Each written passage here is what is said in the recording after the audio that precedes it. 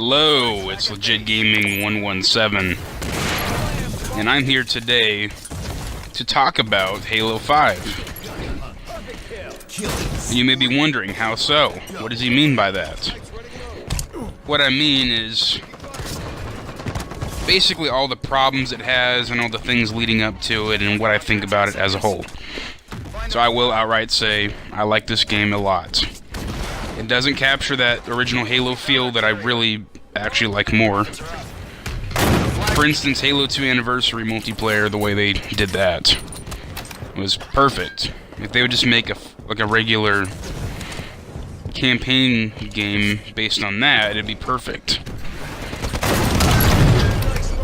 I mean, each game has its flaws. I'm not saying each game was perfect, but overall, my biggest issue with Halo 5 is we'll start first with the marketing. The marketing day one was an issue because the marketing was great. All the trailers, like the trailer with Chief supposedly dying, the trailer where he gets up and doesn't die, kept everybody wondering, and I never understood that. The trailers were amazing, but then when the final game came out, it was nothing like what we thought it was. And that's due to all this stuff, that's been talked about, rewrites, all that stuff. I'm not really going to go into that much. But that definitely I'd say it definitely had a big influence in the final game. That, and I guess Microsoft getting their hands on the game a little bit more than they probably should have. But I will say I like the game overall. It's just like I said, the marketing was great. And it always bothered me, even when the game came out, it bothered me, because I thought back on all the marketing, like for instance, the trailer with Chief, pointing his Magnum at Locke, and then Locke pointing his gun at Chief, and that was a really neat concept, a really neat trailer. It was live action, it was really cool. I mean, I really dug the way that trailer played out. It was really interesting. It made you wonder. It played off Locke in particular as like a bounty hunter, like I don't care, like almost like I'll kill you if I have to kind of thing with Chief, like when he says I must save us from you. He even openly kind of mocks him, like our savior and now our betrayer, and he says things like that. That really fascinated me, and it made me kind of wonder about Locke and his character. And then fast forward to October 2015 when this game released, and lo and behold, we got something totally different. We returned our flag. And it always bothered me. There's literally no conflict in the game with Chief and Locke except for one time. And even that seemed like a lazy attempt to shoehorn in something at the last minute. Because they realized, oh yeah, they're supposed to have some conflict. And yet they didn't. They fought one time. And it was even like a respectful conflict. It wasn't like Locke was kind of looking down on Chief like he was in the trailer. It was very strange.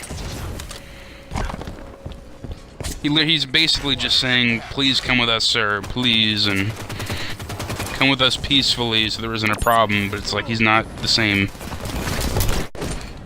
I never understood that. That drove me insane. After watching that trailer and then subsequently playing the game and realizing there's like no parallel between the two at all.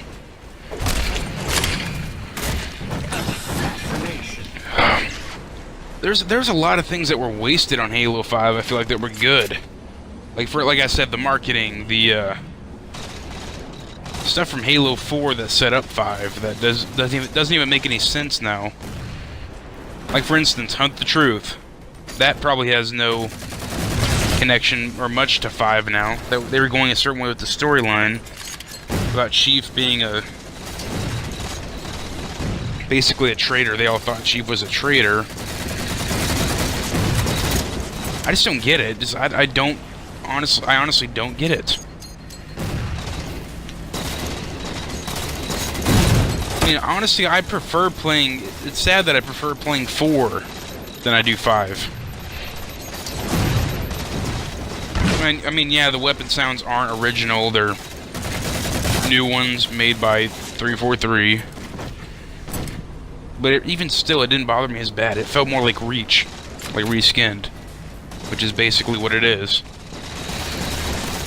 But yeah, wasted opportunities. You know, Hunt the Truth, which makes no sense. Like the whole thing with Chief attacking like the embassy meeting while he was AWOL, which happened during Hunt the Truth, supposedly. I just don't know. Like, supposedly that story where he ran in, killed some alien, like, dignitaries and then left. And then they found out later, Benjamin Giroux found out later that he was actually not at fault. Even still, that was supposed to happen after he went AWOL. But that never happens in Halo 5's story, and you could always have the argument, well, it happened maybe off-screen, but he goes AWOL when he finds out about Cortana being alive. So then he leaves and goes directly towards Meridian. So he would have had zero time at all trying to, do that. I mean, they wouldn't leave Argent Moon and then suddenly, oh guys, we gotta crash this meeting first, and then we'll find Cortana. There's no way. That's impossible. It's things like that bother me, I just don't get it. Another thing, Spartan Ops. That was a waste. They set up Dr. Halsey and the Janus Key, and suddenly the Janus Key story arc has never been spoken of again. It seems like they have no plans of even pursuing that. Dr. Halsey as the villain, which it wouldn't bother me as much if they hadn't said anything at the end of Spartan Ops, but at the end of Spartan Ops she says she wants revenge on the UNSC. And then you get to 5, she's rescued, and then all of a sudden she's cool.